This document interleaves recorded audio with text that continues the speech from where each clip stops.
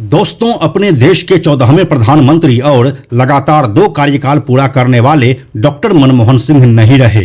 वह 92 साल के थे। गुरुवार 26 दिसंबर 2024 को अचानक तबीयत बिगड़ने पर उन्हें दिल्ली एम्स के इमरजेंसी वार्ड में शिफ्ट किया गया था, जहां पर डॉक्टरों ने उनके निधन की पुष्टि कर दी। दोस्तों, डॉक्टर मनमोहन सिंह की छवि हमेशा एक आदर्शवादी नेता के तौर पर हुई है।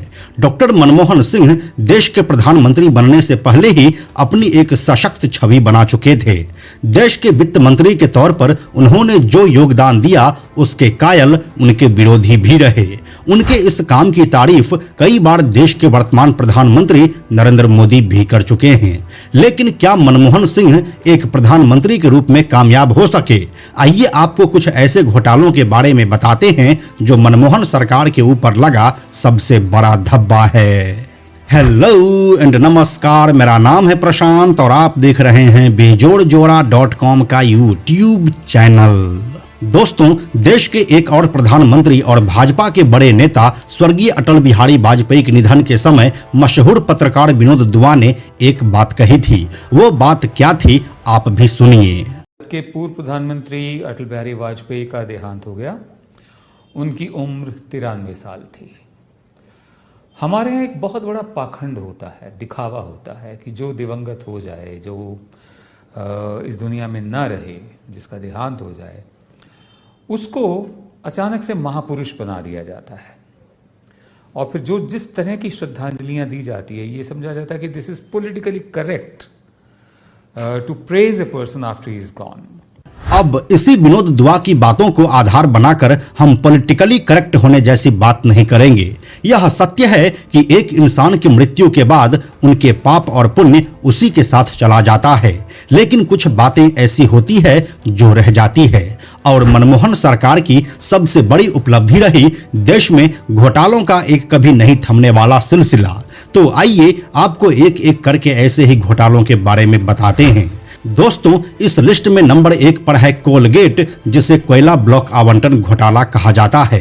साल 2012 में जब मनमोहन सरकार अपना दूसरा कार्यकाल पूरा कर रहे थे, तब यह घोटाला सामने आया था। मनमोहन सरकार द्वारा प्राइवेट कंपनियों को कैप्टिव के लिए कोयला ब्लॉक्स के आवंटन में भ्रष्टाचार और अनियमितता पाई गई थी। ये मामला सुप्रीम कोर्ट पहुंचा था और कोर्ट ने अपने आदेश में 2024 आवंटनों को रद्द कर दिया था। CAG के अनुमान के अनुसार इस घोटाले से सरकारी खजाने को 1,86,000 करोड़ रुपए का नुकसान हुआ था। इस घोटाले के मद्देनजर 14 आरोपियों को अब तक लोअर कोर्ट ने सजा सुना दी है। बाकी का मामला अभी भी कोर्ट में चल रहा है। दोस्तों, इस लिस्ट में नंबर 2 पर आता है कॉमनवेल्थ गेम घोटाला, जिसे CWG घोटाला भी कहा जाता है। कॉमनवेल्थ गेम घोटाला, जिसे हिंदी में राष्ट्रमंडल खेल घोटाला के नाम से जाना जाता है, ये मनमोहन सरकार में हुए सबसे बड़े घोटालों में से एक है, जिसकी वजह से मनमोहन सरकार जमकर विपक्ष के निशाने पर आ गई थी। एक्चुअली हुआ ये था कि उस समय के मनमोहन सरकार ने दिल्ली में साल 2010 में राष्ट्रमंडल खेलों का आयोजन करवाया था। इन खेलों से जुड़ी कई योजनाएं और प्रोजेक्ट में बड़े स्तर का भ्रष्टाचार और वित्तीय अनियमितता हुई थी। साल 2013 के फरवरी महीने में CBI की विशेष अदालत ने प्रथम दृष्टया पर्याप्त सबूत पाए और सभी आरोपियों के खिलाफ आरोप तय करने का आदेश दे दिया। आरोपियों पर धोखाधड़ी, जालसाजी, आपराधिक साजिश और भ्रष्टाचार निवारण अधिनियम के तहत करीब 70,000 करोड़ रुपए से अधिक का नुकसान पहुंचाने का आरोप तय हुआ।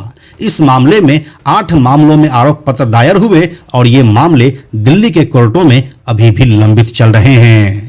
दोस्तों, इस लिस्ट में नंबर 3 पर है 2G टेलीकॉम घोटाला या 2G स्पेक्ट्रम घोटाला। 2G टेलीकॉम, जिसे स्पेक्ट्रम घोटाला के नाम से भी जाना जाता है, मनमोहन सरकार में हुआ ये घोटाला अब तक के सबसे बड़े घोटालों में से एक है।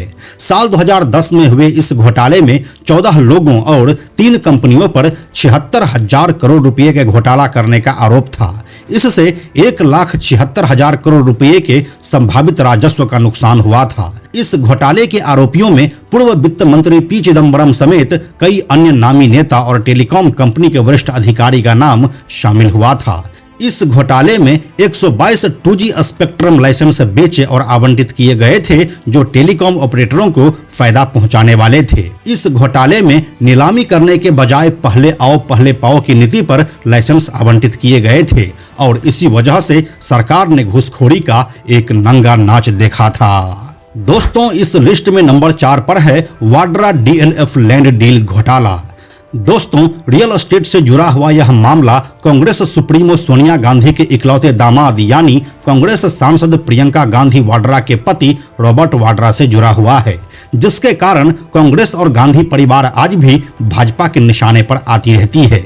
एक्चुअली हुआ ये था कि रॉबर्ट वाड्रा और भारत की real estate developer company DLF के बीच एक लैंड डील हुआ था।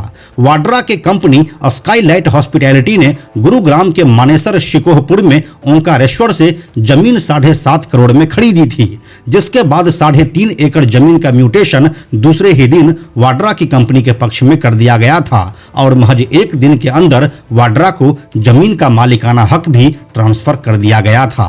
चूंकि उस समय हरियाणा और पंजाब में कांग्रेस की सरकार थी, इसलिए एक दिन में वाड्रा को यह जमीन और म्यूटेशन आसानी से मिल गया।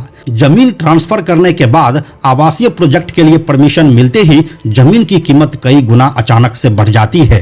2 महीने बाद ही वाड्रा की कंपनी से साल 2008 में DLF ये जमीन 58 करोड़ रुपए में खरीदती है, यानी महज चंद महीनों में ही सोनिया गांधी के दामाद रॉबर्ट वाड्रा की कंपनी को 700% से भी ज्यादा मुनाफा होता है। इसके बाद साल 2012 में हरियाणा की भूपेंद्र हुड्डा की सरकार ने सरकारी कॉलोनी के निर्माण के लिए लाइसेंस DLF को ट्रांसफर कर दिया।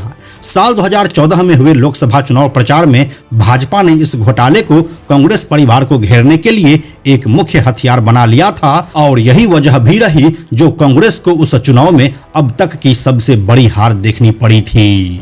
दोस्तों, इस लिस्ट में नंबर 5 पर आता है आदर्श हाउसिंग सोसाइटी घोटाला। दोस्तों, मनमोहन सरकार में हुआ यह घोटाला रक्षा लैंड प्रोजेक्ट के तहत अपार्टमेंट के आवंटन से जुड़ा था। एक्चुअली आदर्श हाउसिंग सोसाइटी मुंबई के कोलाबा में 31 मंजिला अपार्टमेंट की बिल्डिंग है। इस बिल्डिंग में 1999 में कारगिल युद्ध के युद्ध नायकों और युद्ध में शहीद हुए सैनिकों की विधवाओं को दिया जाना था, लेकिन इस इमारत के फ्लैट में नौकरशाह राजनेताओं और उनके रिश्तेदार रहने लगे, जबकि कारगिल युद्ध से इन सब का कोई लेना देना नहीं था। इस घोटाले ने यह भी साबित कर दिया था कि मनमोहन सरकार के लिए देश के सरहद पर जान देने वाले जाबाज कोई मायने नहीं रखता है।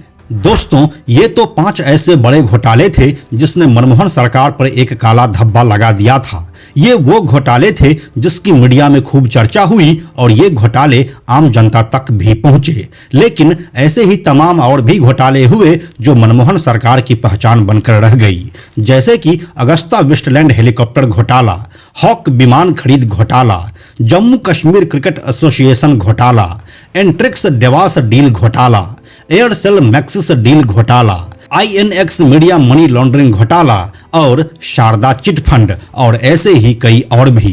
कुल मिलाकर अगर देखा जाए तो अपने 10 साल के प्रधानमंत्री कार्यकाल में डॉक्टर मनमोहन सिंह घोटाले की सरकार चला रहे थे। अब जब वह इस दुनिया को छोड़कर चले गए हैं तो जरूरी नहीं कि उनकी अच्छी ही बातें की जाए, बल्कि वे बातें भी जाननी जरूरी है जिससे देश को नुकसान हुआ है। दोस्तों, आगे आने वाले वीडियो में हम आपको डॉक्टर मनमोहन सिंह से जुड़ी और किस्से बताने वाले हैं कि कैसे हर एक मौके पर राजीव गांधी से लेकर सोनिया गांधी और फिर राहुल गांधी ने डॉक्टर मनमोहन सिंह को अपमान करने का एक भी मौका नहीं गंवाया था। इसीलिए आगे की वीडियोज के लिए आप हमारे साथ बने रहिए। हम जल्दी मिलते हैं आपसे एक नए वीडियो के साथ में हम आपको यह भी बताते चलें कि आप में से 97% ऐसे लोग हैं जो हमारे वीडियोस को देखते तो हैं लेकिन हमारे चैनल को सब्सक्राइब नहीं करते हैं। ऐसे लोगों से हमारी हाथ जोड़कर विनती है कि अगर आपको हमारे वीडियोस पसंद आ रहे हैं तो आप बेजोड़ जोड़ा के इस चैनल को सब्सक्राइब जरूर कर लीजिए। साथ ही बेजोड़ जोड़ा नाम से हमारा एक X अकाउंट है, यानी कि ट्विटर अकाउंट है, आप उसे भी फॉलो जरूर कीजिए। यह वीडियो अगर आपको पसंद आया तो इसे लाइक और शेयर जरूर करें। आने वाले वीडियोस के लिए बेजोड़ जोड़ा को सब्सक्राइब करके बेल आइकन को टच करना ना भूलें। Thank you so much.